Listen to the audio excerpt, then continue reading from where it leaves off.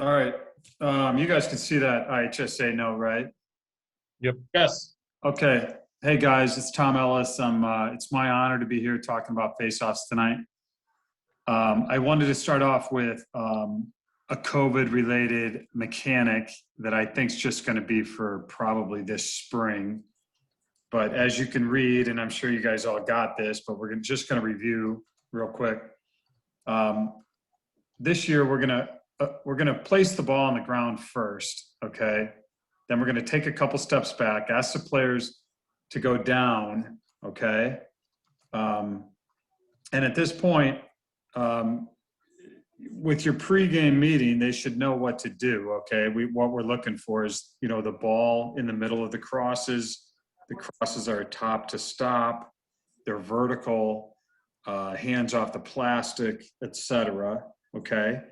But after they're down, you can do two things. You can either kind of hover up at the top and take a look and make sure everything looks good, or you could maybe straddle the midfield line and kind of check things out from there. That's a good spot to check verticality. Okay.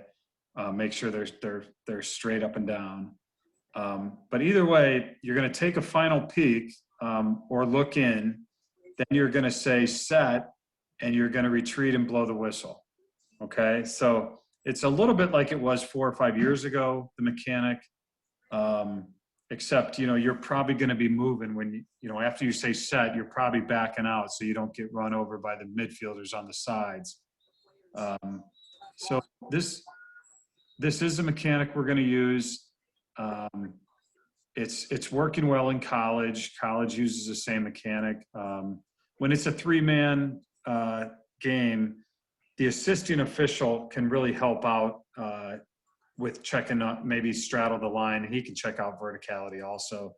He can check out to make sure that sticks aren't touching the line, etc.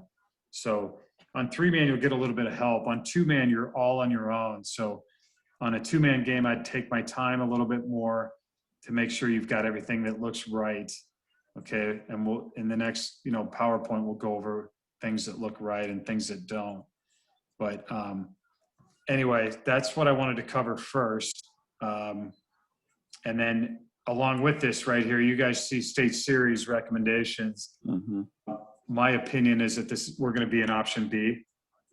By this time, it's classified as a high-risk sport. But as we go along here, we get into May, late May, early June, and I think things are going to be pretty well opened up. So I don't know any knowledge for sure. But I'm just guessing that we're going to be in option B, and we're going to have a full state series tournament.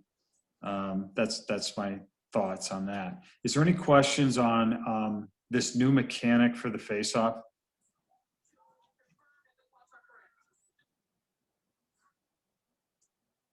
Okay.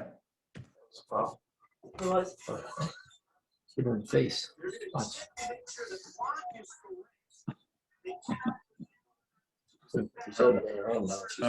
Are you guys seeing you're seeing that face off yeah. point? Yep. Yes. Tackle. All right, cool. Let me give me 1 second. Okay, cool. All right, so let's review a few things with this PowerPoint, and then at the end of this, I'll give you my guidance, my points of emphasis, and we can have a discussion if you'd like. So let's start out with what's wrong on this first picture, right? That's just how crazy face-offs can get, but what we're going to talk about tonight is maybe trying to put you in the right position and get your eyeballs looking in the right spot, so we can figure out these and adjudicate the fouls and or the violations. Okay. The main thing about this I think the face-offs, they really begin before the game and they start with the pregame discussions. This year, in college, we do one face-off guy and one face-off coach. That's what we do just to limit the number of people out in the midfield. I guess that's probably what we should probably do in high school. There really is no guidance on that, but you just go over what your expectations are for the face-offs. Tell them, hey, I'm going to put the ball down. You're going to go down together. I want the ball in the middle, top to stop. I want the don't be touching the paint. You know, watch the neutral zone, okay, which the neutral zone is a cylinder where we don't want heads hanging over the crosses, okay? You got to be able to look down and see both crosses.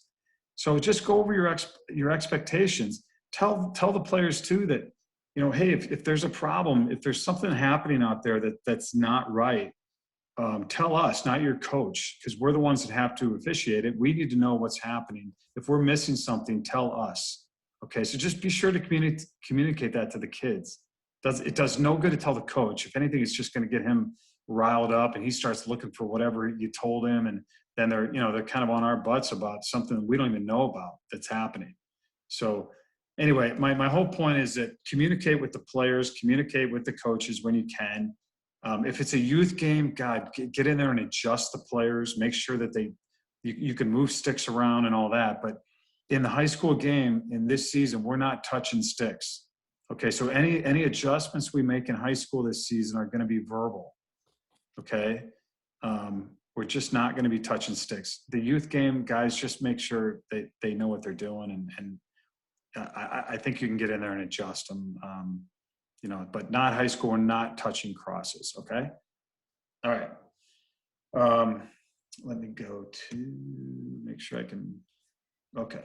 Reminders. Sticks parallel and perpendicular, ball in the middle, hands off the plastic, go down together, no movement after the word set. Okay, those are just the reminders. Have a good position, guys. A sturdy is safe, okay? Have a wide base, whistle in the mouth. I don't like to take the whistle and then move it. You know, after set, they can see you taking the whistle and putting it in your mouth. So put the whistle in your mouth. You can still talk with it. And when you say set, you're not moving your hand up, and they're not seeing that and trying to jump your whistle. Have the hands on the lower thighs, stay motionless, and stay with the scrum.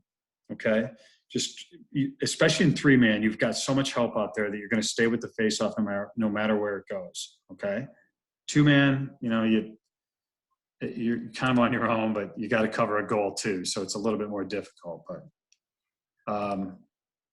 okay, that's a good position right there. That's straddling the line. He's got a really good look. I like that a lot. What we want to do is just be in a good position to see violations. Okay, what you can see from here, you can see pinning the cross. You can see any body parts that might be involved. Maybe White's knee comes down and he puts it on this cross. You know, maybe the elbow for Black, you know, is blocking White out. You know, you can see things if you get the right angle on it. Okay. Legal or fair. Okay. That's all we want is a fair face off. We're not trying to violate these kids. We want them to face off, but it's our job to make sure that they're equal in where they have their crosses, in verticality. I'm big on verticality, guys. I just think the slightest angle just helps that plunge a little bit quicker and easier. And I think it's an advantage. I think it's an advantage that we need to look for. Okay. I think that simultaneously going down is a good look. It doesn't give one player an advantage to see maybe where to see where the other player's gonna position his body. Okay. Nothing in the neutral zone. Again, it's just, you know, you just got to make it fair. If you look down, if you're hovering over these two guys and you can't see those two crosses, that's a neutral zone violation. Somebody's got a body part or a head in the neutral zone if you cannot see in that cylinder. Okay. And the cylinder is basically what you see in this photo. Okay. It's like in football, the neutral zone is the football. Well, the cylinder or neutral zone in lacrosse is the length of these heads. Okay. All right. Pre-whistle violations. Okay. These are things like fingers not in contact with the ground. Okay. The feet are touching the cross. Your head's in the neutral zone. A foot to the right of the cross. However, it is legal to lean over the center line. Okay. You're just not going to put your head over that neutral zone, but they can lean over the center line. Don't think they can't do that. But these are pre-whistle violations, the one I just mentioned, and these are the ones where you're not even going to blow your whistle. You're going to stand the players up. I like to announce the violation, okay, and then go the other way. You know, we've been doing this announcing in the college game this year, and I think it's really good. The coaches are responding. They know exactly what the violation was. They're not wondering what it was, and we're taking our time. You know, white was early. White was early. Blue ball. It's communicating. You know, white withholding the ball. Blue, that's a violation. So it's really good. I think you just get up and tell everybody what it was. It's not a mystery of why you're violating the player. Hey, Tom, question from the chat. Bill posted, if one not both goes down and not set properly, are you violating them or correcting them before the set? If both do it, He says one. if one does it, if one does it, I'm not. If it's something that I can verbally tell the kid and correct it, I'll do it. If he comes back and does it again, I'm violating. Very good.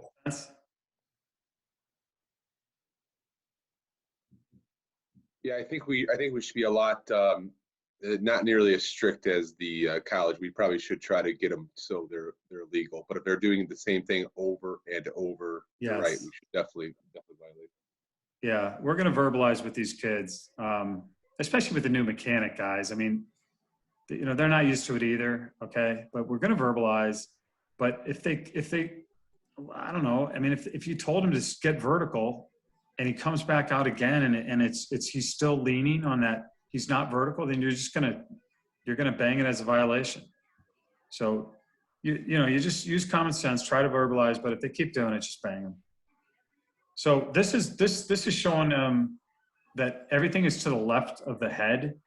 Okay, so this is completely wrong. That's an exaggeration of parallel, right? But these are things that we just have to expect. Okay, they have to know that this is the way we're going to do it. This is that verticality I was talking about. Look at that advantage the top player has. Who's going to win that plunge? Okay, and look at where his hand is on the throat. I mean, there's so many violations there. You know, there's a contrast. Look at the glove color. The shaft is blue and the glove color is blue. He's on the throat. He's not vertical. I mean, how many more things do we have wrong with that, right? Okay, that's just the guy on the bottom's completely wrong, right?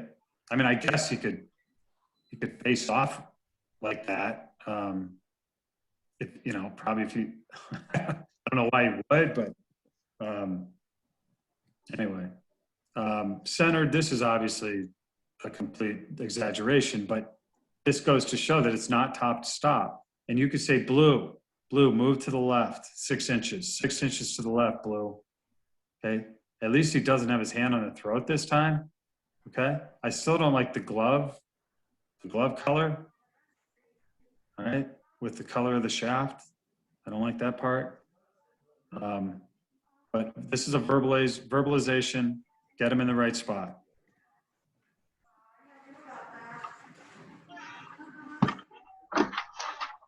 Love the chatter.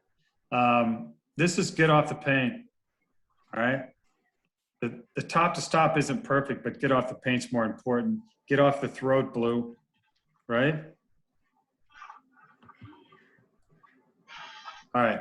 Now this is after the whistle. So everything's gone off. Okay. This is when we're going to talk about what happens with moving the ball, raking the ball, plunging, you know, one step and everything else, all right? The face-off player must attempt to control the ball, not the opponent's body, okay? In this position, I'd look for white to, you know, kind of whip his leg around, and maybe he'll try to trip blue, which I'm not calling that a trip. I would call it a hold at worst, okay? But White could, White's in a spot where he's probably lost any advantage that he's had. His feet are beat. Look for him to throw that right foot around and maybe trip this kid, which we're gonna call that a hold. Okay, that's something to look for there. Blue has obviously gotten this ball out within one step. I'm good with that. His hand has moved to the throat, but we're not even gonna see that in real life. But that's what I'm looking for there. If there is a plunge and there's a ball in the back, they do get one step to get it out. Okay. If they're still scrumming and he's got it in the back of the cross, he can't look around and he can't spin around looking for this midi, that blue midi in the back right there.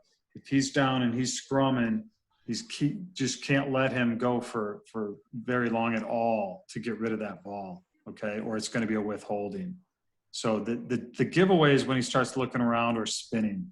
That's an absolute withhold. Got to get it every time. Okay. All right. That's a good plunge. That's a good one step. If that right foot moves one more time and that ball's in the back, okay, we're banging that. Okay. The hand has moved to the throat. It's something, if you do see it, it's something to tell the partner or the player that, hey man, just stay off that throat. Even after, that we've blown the whistle, you just can't have that kind of leverage on the throat. But there's other bigger things to look at besides that, because that's going to be a split second thing. It's going to be hard to see that. Okay. But this is an example of one step, got to get it out. All right. Question from the chat. Yep. Rob Knapp, are players allowed to turn the stick at all once the ball is trapped? So I'm assuming he means you clamp down on it and you're spinning. Yeah, that's a withhold. And there's a pretty big emphasis in the lacrosse world about getting these face-offs up and moving. They don't want those scrums on the ground, guys. And I don't think we want it in high school either. We want to get the ball moving. We want to get it out. So withholding should be called if there's even a second or more that the player has it plunged, unless he's being held or pinned by the other player, of course, and you've got a whole different, you might have a holding situation at that point. But he's got to move the ball. That's the emphasis in lacrosse right now, to get this ball moving, have these long poles coming in, scooping it up and getting the ball going. That's what they want.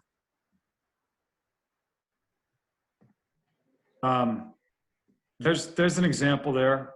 Okay. That's a quick plunge and pop. I'd look for the player in the gray or the green shirt. He may try to come up with this and hit the cross. He may try to swing his leg out and trip the guy, but that's a plunge and pop, and that's a quick move. So just be ready for something like that. Be ready for him to get impeded, basically. Okay, that's what you might be looking for there, and obviously a clean plunge out, I guess you could say. Watch for playing with that free hand too, though. Like, don't let him use that right hand as leverage on the guy's back, maybe to get around him. Okay, they can't use their free hand. That's an illegal procedure. We can call that out as a free hand also, just to let the coach know that exactly what it was. All right. They need to drop the ball. Let's say this, for example, this happens. We get a free hand. He puts it on the guy's back, gains an advantage. We call it immediately. Okay. White, illegal procedure, using the free hand, green ball. White has to drop that ball immediately. Okay. There was no possession yet, so nobody can release from the restraining lines. Keep them back. And this year in high school, guys, we got to watch for delay of game. Okay. White needs to drop the ball. Let's say he's not a FOGO. He's not going to go off. He's going to stay and play defense on this other guy. He has to not play that player within 5 yards. Okay. And it's very common on a face-off to have a guy just a couple yards away and kind of lost his mind for a second and starts to, check the cross right away. That's a delay of game. And we got to be ready for it this year. Okay. And there's a lot going on. We're calling a violation. We're pointing. Green's going to pick up the ball. We got to blow it in. There's a lot going on, but you got to have that red light that you could have a delay of game. Okay, this is one of the moments that it's going to happen. The other delay of game that could happen here is if White violates and rolls the ball towards the other team's goal about 10 yards away, okay, before he runs off the field. That's another delay of game. So just have your delay of game awareness, have that on red alert on these violations, okay? All right. Most of the face-off rules, guys, they're covered in 4-3 in the book and 4-4. Okay. I'm not going to get into this. This is like when there's 3 players in the penalty box, a player can come out of the defensive area to take the face-off, but it must remain on that side. Okay. If you got 3 players in the penalty box for one team, then the game's probably spiraled beyond worrying about this rule here. If it's gone to that point, we're probably not having a great night anyway. But anyway, that's what can happen. If there's 3 guys in, take a guy from the defensive area. He must stay on sides. Okay. No tape on the head if it's used for a face-off. Okay. We talked about tape earlier, and we talked about that glove color thing too, right? With the shade of the color of the cross and the glove. Be aware of that as well. Okay. All right, real quick, some mechanics. Pre-whistle, no tape, hands around the shaft, fingers touching the ground, gloves not touching the head of the stick. 6 parallel, verticality, ball centered, body to the left, everything out of the cylinder. Strings not touching the ball, sticks and gloves up to but not touching the 4-inch center line. I think we've spoken about every single one of those things, okay?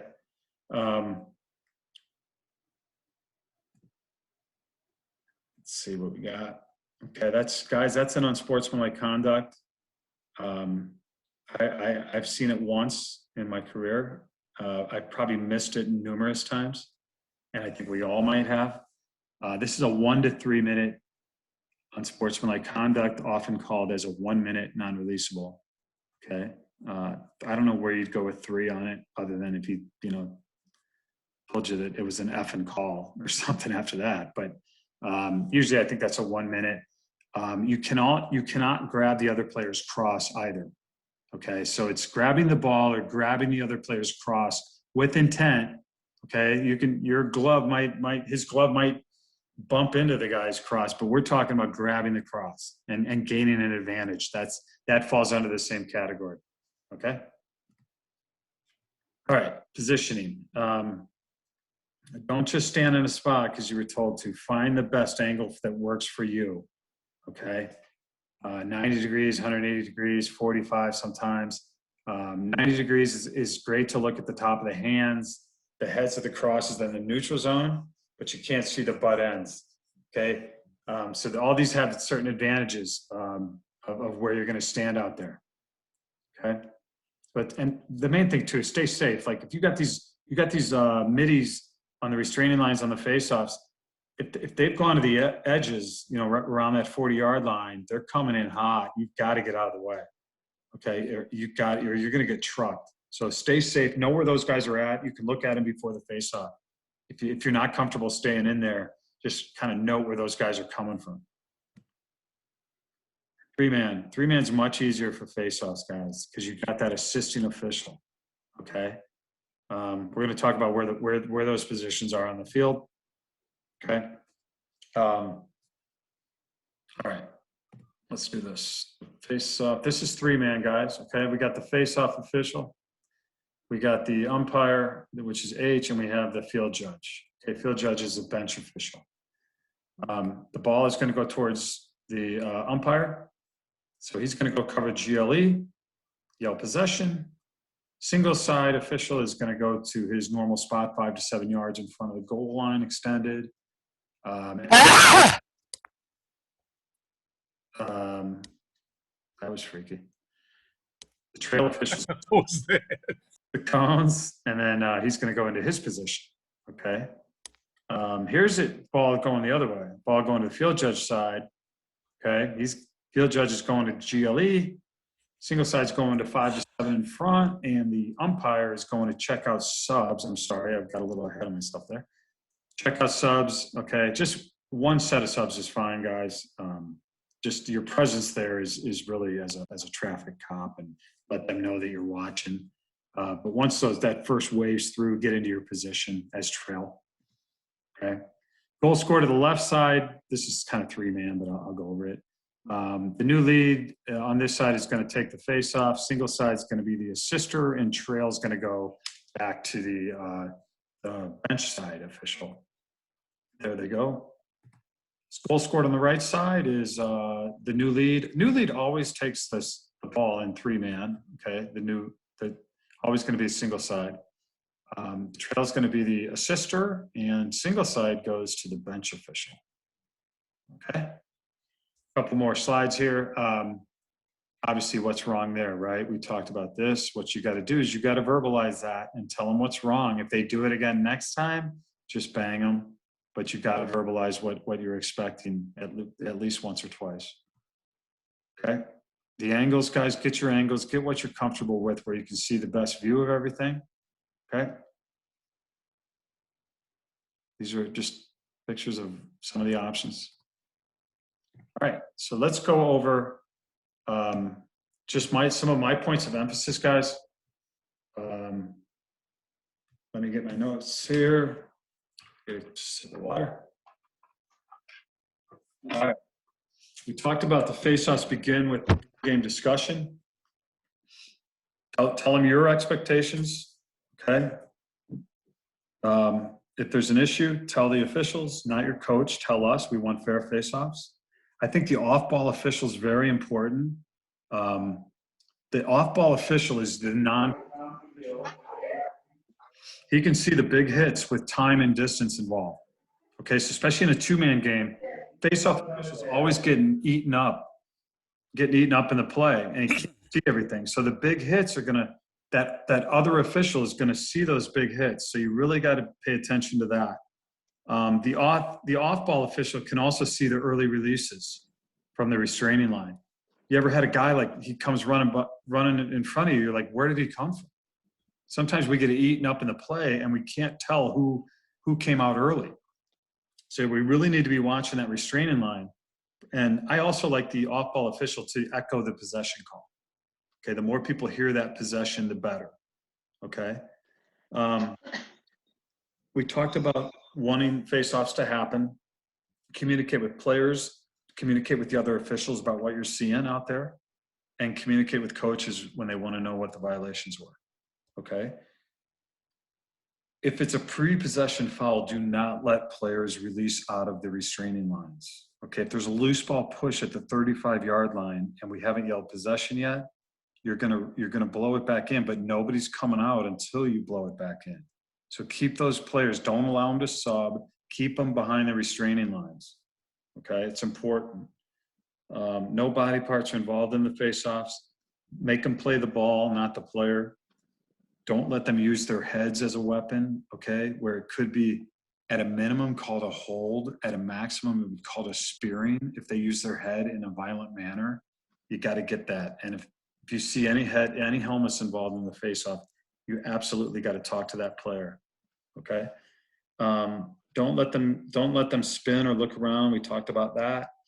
IHSA protocol says do not touch sticks, so stay out of that. Do all the verbal that you can.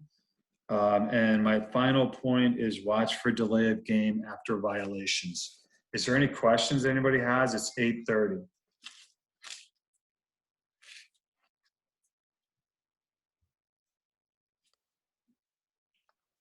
Hey, good job, Tom. That's good stuff. We had some questions in the chat, but I think they were directed between some differences between college and high school. So I think we got those squared away. Okay. And you know, it's probably important to mention some of those though, just to everybody, because if the coach knows the college rules, he could certainly be yelling at you that the player's got to have his hand face up. Yeah. Right, so yeah, that's a great point. Yep. I think that in high school, they can still put a knee on the ground. They can still use a motorcycle grip. in college, they can't put a knee on the ground, and they have to have the hand that's closest to the throat has to be palms up. Okay? That's soon going to probably come to high school because they always do a couple years after. But in high school, they can put a knee down and they can use motorcycle grip. I think that's, that's an important one. We don't count the number of violations in high school. Okay? We don't, it's not going to end up being a penalty for anybody. Okay? What else did I miss, Bob or Jeremy? Any other differences?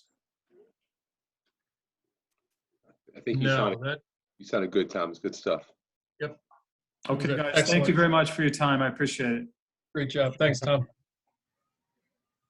All yours, Jeremy.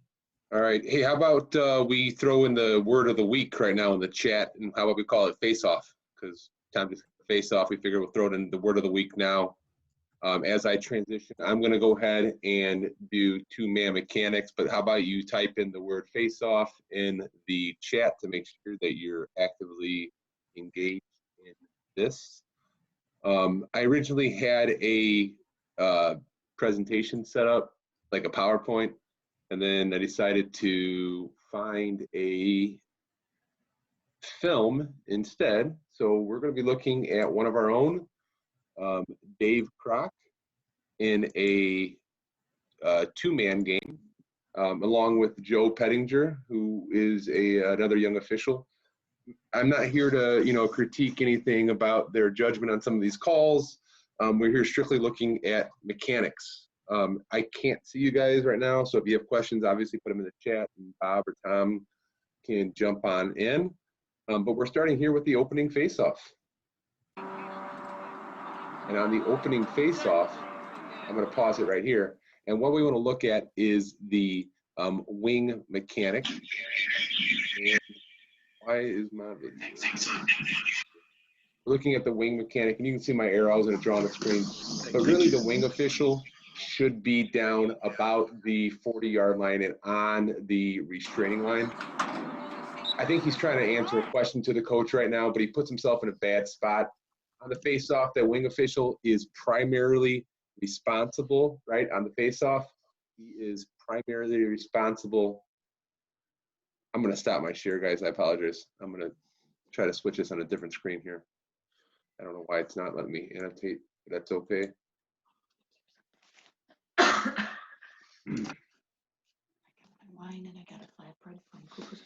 All right. So he's primary responsible, the wing official, kind of watching these two guys over here and the other wing side as well. So you want to be in a good position to be able to see that spot right there. Okay. As we go ahead and continue,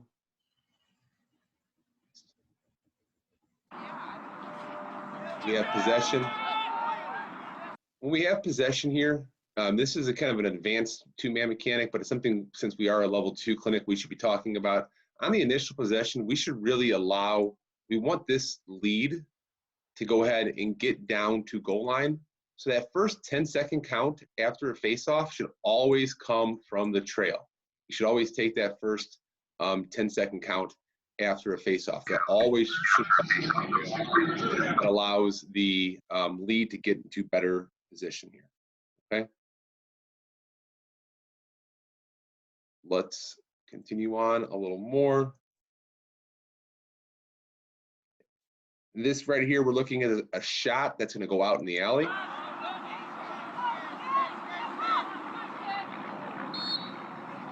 This happens right at the first minute of the game. We want to put the ball where it went out, and we want to do that early. If we do this on the first shot that goes out over here, then they're always going to go to the right spot. If not, they're going to be going wherever they pick up a ball. So let's do it early and do it often. That way they go towards the spot where it went out of bounds.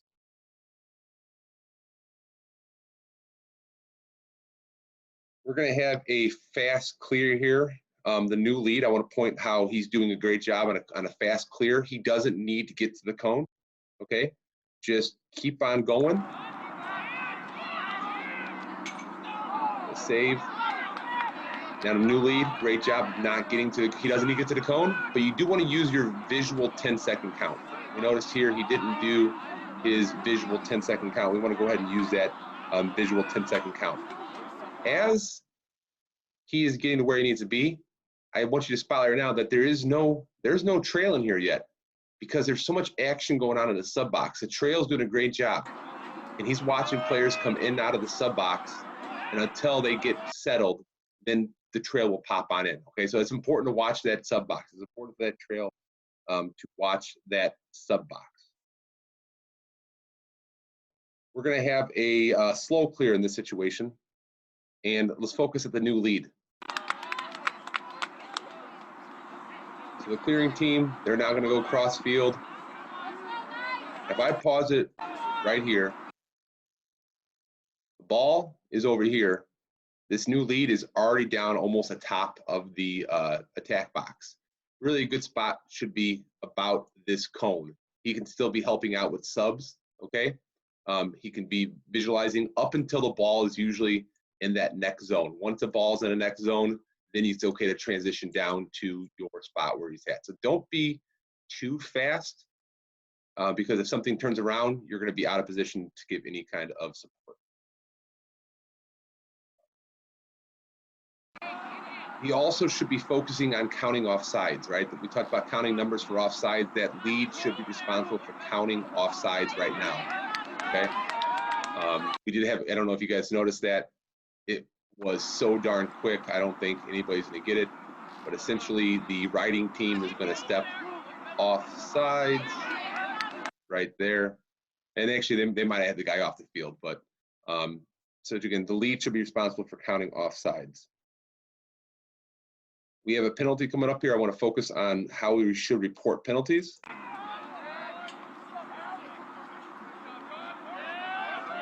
A flag down with an echo of a flag down. Once we have a goodie, you'll notice the trail is signaling to his partner, I have a cross check, okay? So tell your partner what you have, all right? That allows your trail then to go report his penalty while the lead can start to set the field up. We want to be able to set the field up, okay? After you report the penalty, make sure, okay, you put your timer on. They get that 20 seconds to kind of do any subs after you report the penalty. And then once you're back in position, count the field and point. We can see right now, he's doing a great job. He's telling the lead, I'm ready to go. I've counted the field. I am ready to go. The lead should already have the field counted prior to that, okay? But it's a good idea to make sure you point to let your partner know what's going on. All right, face off again. Let me back it up another second here.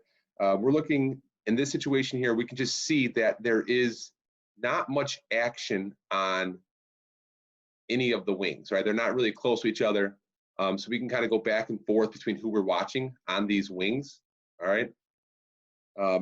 And as they get closer to the bubble, okay, we want to be focusing as the wing official, not the face-off official. We want to be focusing at those players as they come near there. But again, the lead, or the face-off official is in great position. Tom was talking about how you want to get to a nice settled position. You know, he's not moving around. He's about 5 to 7 yards away from where the face-off's going, and he's trying to get himself a good angle at looking at that face-off. He says a good job, finds a good angle, possession, and leads ready to cover his new goal line. All right. We're going to have a post whistle technical foul.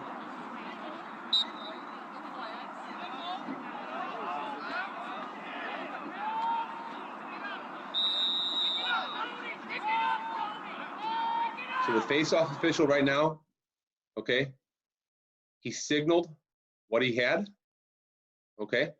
We know the ball is going to go this way. He pointed this way, all right? What the trail should be doing is figuring out where's restart. So we had a post-whistle violation. We're going to restart where the whistle, you know, where the foul was, okay? We're going to restart there.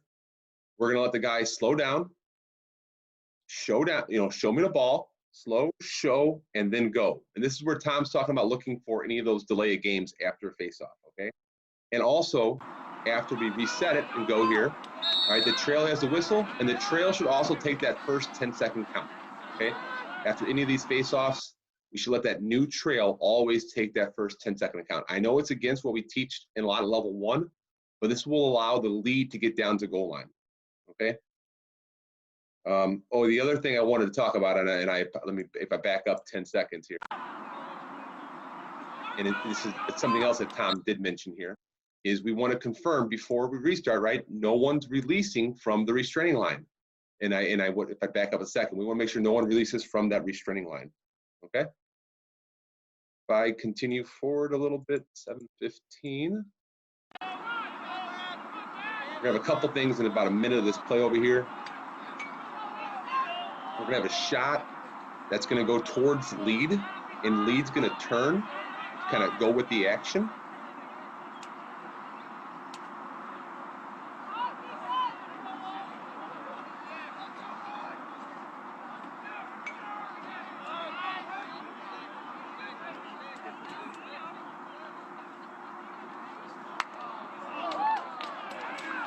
So right here, we have the lead's body turned, going with this action over here.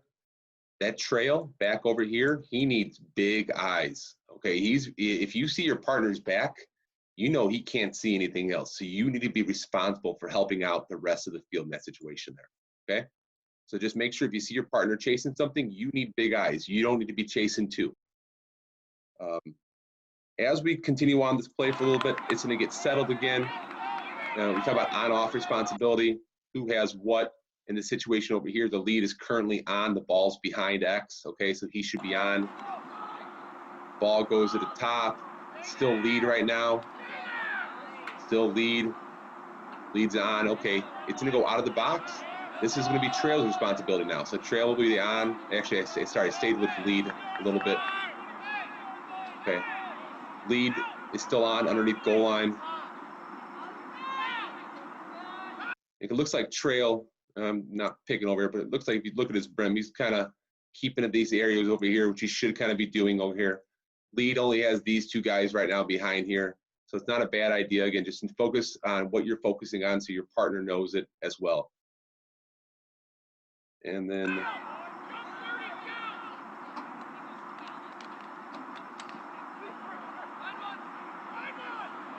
we have a goal, transition two-man right, go in there, get the ball, flip it to the trail, he becomes the face-off official. 13:55.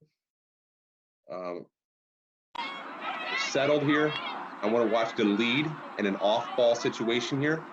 So the trail's on right now, and the lead's looking off-ball. And I don't know if you guys caught that. I'll pop it back 10 seconds. Okay. Oop, hold on. I apologize for that. Back it up 10 seconds. We're looking off ball in the situation over here where the lead is. We had a little push off there, enough to get a separation. So we have interference for that. So good job as far as seeing off ball. Okay. As we continue on the play over here, we have the restart.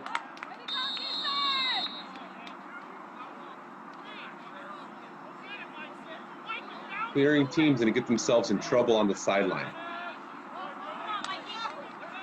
He's going to a no good area over here, getting double teamed. Okay.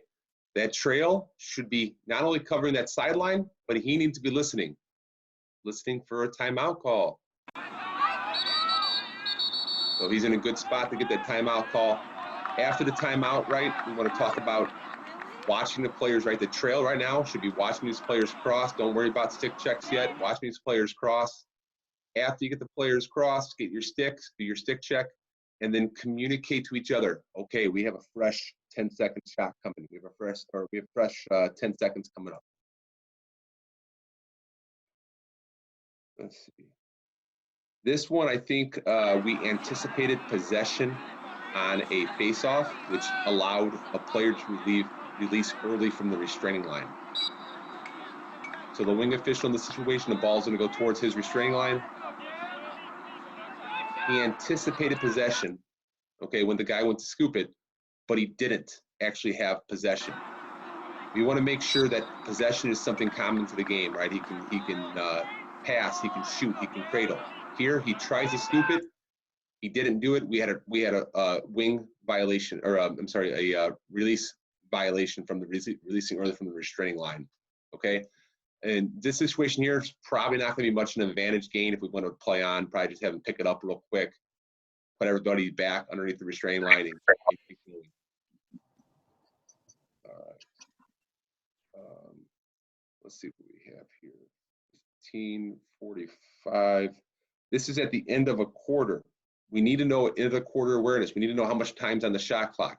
So what we're going to focus is the lead over here. Okay, we know we're late in the quarter. He wants to be able to get down. He needs to cover his goal. Okay, so if I clear that drawing.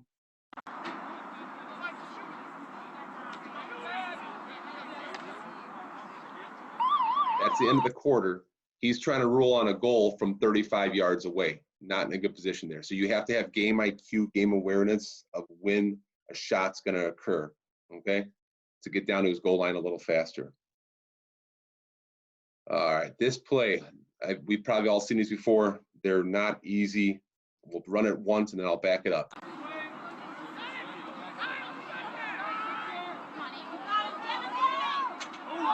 That shot off that pipe is going now back out of bounds in the defensive half. We need to be communicating shots.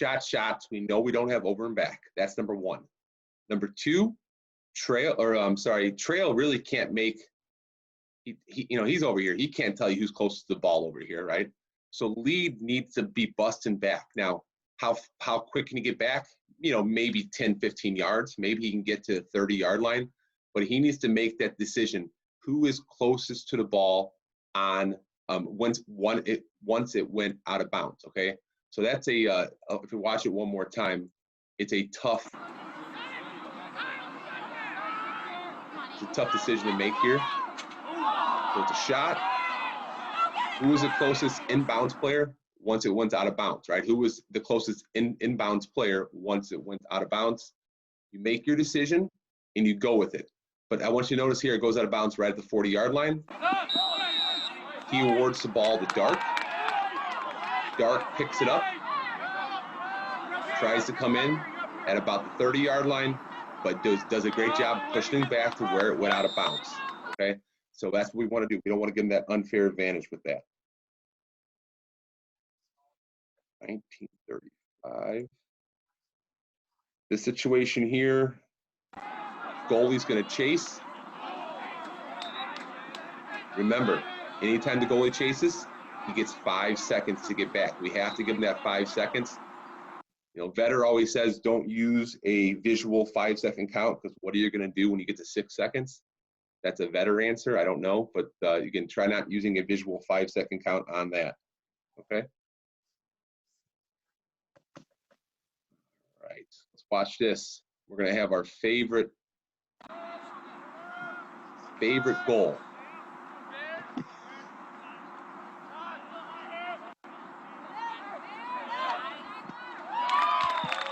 Favorite goal is the mom goal.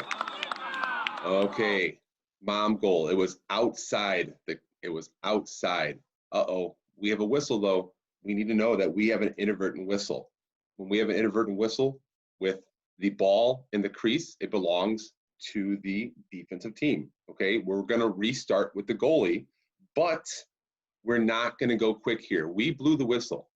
The reason we're stopping play is because of us. The offensive team might be subbing. They might think it's a goal. They might be subbing. We need to put our timer on and give them the maximum of 20 seconds to get the field set. The whole reason we stopped play is because we blew an inadvertent whistle here, okay? So we want to make sure we cover that. All right, I'm going to fast forward a little bit. If 8:55, stop me so we can go ahead and take some questions if there are any questions. I want to make sure here we have some contested action on the inline. Okay, lead needs to get down there. As lead gets down there, right? Trail needs to be responsible for everything else, including the crease, okay? In this situation here, trail is responsible for the action around the crease. There's not much action going on, but he needs to be responsible for this because lead can be of no help in this situation. Okay. We're gonna have a offsides coming up here where the lead needs to be able to be counting ahead of time and be able to get it.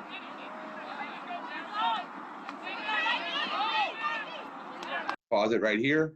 We have 3, 4, 5, 6, 7 on the attack team, okay? That's not easy for the trail. Tom Cummings talked about this last week, and it is true. You need to be able to get this from the lead, okay? Lead needs to be able to know where it's at, all right? 32, 35. I'm gonna go to an answer I don't know. Let's watch this happens and see. We have a broken stick on the field, and it stays on the field right where they're playing. That guy just went to a knee, almost got a sharp piece of plastic. If we stop play here, we're really doing the offense a disadvantage because we're allowing the defense to sub in a player, okay? We don't stop play here, we're possibly having a dangerous sharp metal object in the middle of action. I would recommend stopping play if it is in the middle of action. Yeah, one coach is gonna be pissed off at you, okay? But I say player safety comes first. Now, if this broken stick happened on the defensive half of the field, I don't care, right? But in this situation, it's right in the middle of the action. We might wanna consider that, all right? And let's see what we have here. Hey, Jeremy, we got 2 questions. Rich is asking, can't you go AP if it's too close to call? I think that's when you were talking about the end line. Oh, with that shot that went out of bounds at the opposite 40? I believe, well, I'm not sure when the question Yes, came in. yes, that was on the shot that went out of bounds. And you got your lead all the way at goal line extended, and you got your trail on the opposite side of the field. Wouldn't AP be the smarter thing? Because that way you won't piss your coaches off that way, right? You know, it's a possibility, Rich. I wouldn't hang that on every close contested shot. You need to make your professional judgment on it from seeing it over and over. It's a possibility. I wouldn't just I wouldn't go to that pocket too often. Well, what I'm saying in that situation, there was a shot. Your lead is going to be goal line extended. That shot went cross midline on the lead side of the field, you said, and the trail is on the opposite side. Both are way too far to really tell anything. So that's like, you save face that way. If you're not going to use AP for that, when are you going to use AP? I'll take thoughts from anybody else. Hey, I'm open to hearing thoughts from other people on this. Hey, Rich, can we come back to this in 20 seconds? Okay, my last clip I'm going to show here. And hey, Jeremy, we got one more. Actually, let's save this one. Gary's asking why we don't do a mechanic for 5 seconds on the goalie count. So we'll come back to that one as well. Yeah, this last one I'm going to show here, guys. I just want to talk about, it's a spot that we see a lot in two-man. It's a shot that's going to go out of bounds in the corner, where both lead and trail are both following the shot, and no one's following anybody else because it's that no man's land that's in the corner there, all right? We need to be verbally communicating to each other. We need to verbally communicate, hey, lead, I got the ball. Because of this situation here, if I hit pause, both whistles, okay, both the lead and the trail have whistles. Both are, and it's not really a contested play, okay? But we need to make sure we keep eyes on everything. All right, so I'm gonna stop my share here, and I apologize if there was a little black bar or something there. Had to come out and adjust it. So we have 4 minutes here. Let's have some discussions on some of these questions here. So,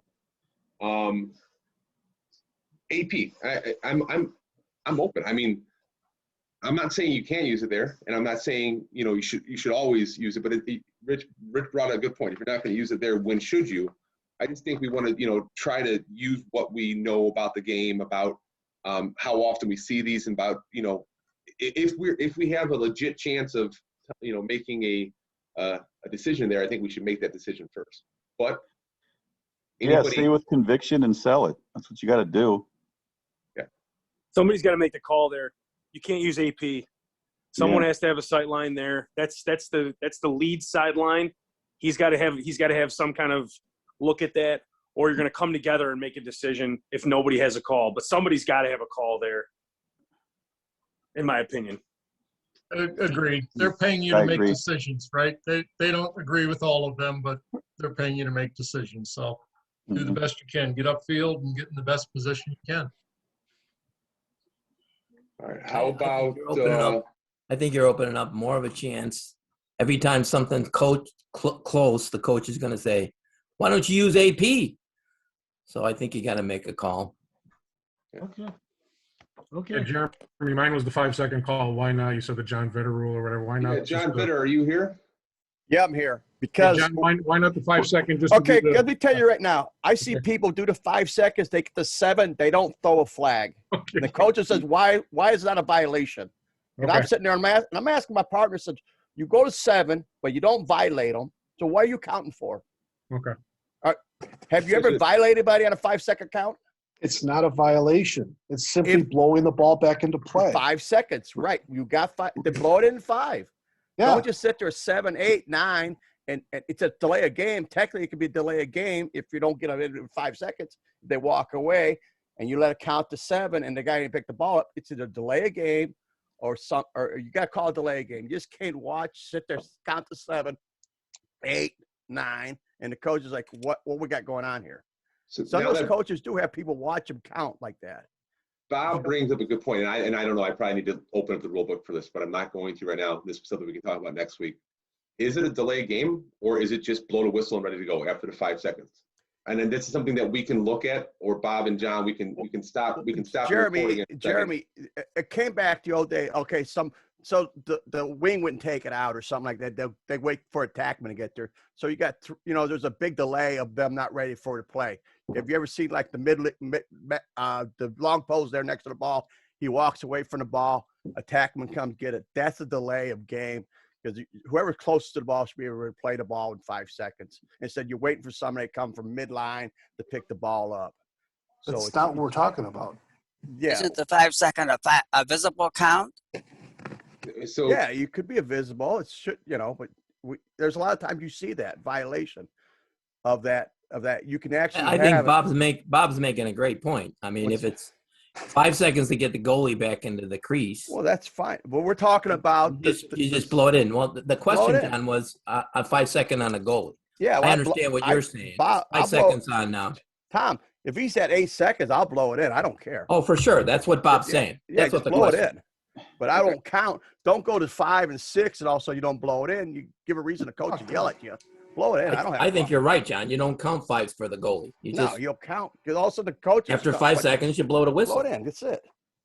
They know the deal. All right. Any other questions on mechanics before I stop the meeting, and then we can keep on discussing anything you'd like to discuss.